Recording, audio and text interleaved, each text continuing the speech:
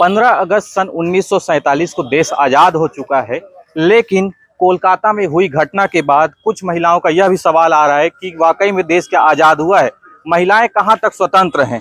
आखिर महिलाओं के साथ इस तरह की घटनाएं क्यों हो रही है और आखिर इस पर जो शासन प्रशासन है वो पहल क्यों नहीं कर पा रहे हैं? सर ये बताएंगे कि आप लोग कैंडल मार्च निकाले हैं, क्या है पूरा मुद्दा, वो बताएंगे। जी, मुद्दा ये है कि एक महिला डॉक्टर आरजेकर मेडिकल कॉलेज अस्पताल कोलकाता में 36 घंटे से ड्यूटी कर रही है। उसी अस्पताल में रात को बलात्कार, उसके बाद मर्डर हो जाता है। पूरी घटना ये है। और अगर एक महिला डॉक्टर अपने ही कार्यस्थल में सुरक्षित नहीं है तो फिर हम कार्य कैसे कर पाएंगे, ये सेवा कैसे दे पाएंगे? तो उसी के लिए हमारी ये मांगे हैं कि इंसाफ मिले, जो दोषी हैं उनको कड़ी से कड़ी कार्रवाई हो, साथ ही मेडिकल प्रोटेक्शन एक्ट लागू हो, नियम लागू हो। उसके अलावा हमारे हर अस्पताल में जगह जगह पुलिस कांस्टेबल, प्रशिक्षित सुरक्षाकर्मी हो, सीसीटीवी फुटेज हो, ये हमारी मांगे हैं। सोशल मीडिया में ये भी देखा जा रहा था कि इसको सुसाइड का रूप देने का प्रयास किया गया है, क्या है मामला? जी, शुरुआत से इसको बहुत ही बरगलाने की कोशिश की गई थी कि पहले तो डॉक्टर का तबीयत खराब बोला गया था, उसके बाद बोला गया था कि सुसाइड कर लिया गया है।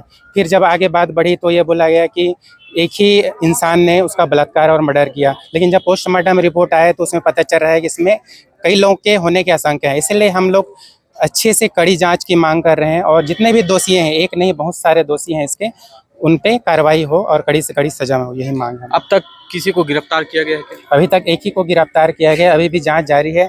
और एक बात और कि वहाँ पे घटना स्थल में वहाँ पे जो भी सबूत हैं उसको मिटाने की भी कोशिश की गई है।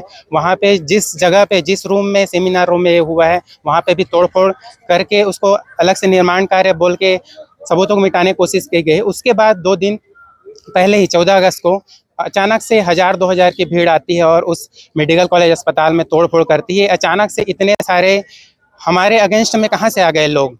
जबकि इसके लिए तो हमको लोगों को सपोर्ट करना चाहिए कि एक महिला डॉक्टर जो सेवा दे रही है 36 घंटे से, उसके साथ ऐसा हुआ है तो हमारे साथ होना चाहिए उन लोगों को। लेकिन हमारे अगेंस्ट इतने सारे लोग कहाँ से आ गए? तो इसमें बहुत ही बड़ी चीज़ है जिसको छुपाया जा रहा है। इसलिए हम लोग कड़ी से कड़ी जो कार्रवाई है, जाँच है, हम मांगते हैं। निश्चित ही ये एक बड़ा मुद्दा है। मैडम ये बताएंगे कि किस किस विभाग से यहाँ पर अभी कैंडल मार्च में पहुंचे हैं और कहाँ कहाँ से? ये पूरे हमारे प्रदेश भर के जो है डॉक्टर्स हैं, स्टाफ नर्सेस हैं, नर्सिंग कैडर के सारे हमारे कर्मचारी, शासकीय संविदा, सारे लोग आज कैंडल मार्च में उपस्थित हुए हैं।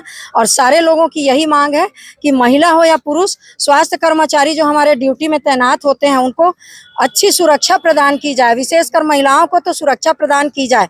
प्राथमिक स्वास्थ्य केंद्रों में, सामुदायिक स्वास्थ्य केंद्रों में, जिला अस्पतालों में सुविधाएं तो लोग रात्रिकालीन ले लेते हैं, लेकिन उनके सुरक्षा की ऐसी कोई व्यवस्था नहीं होती है।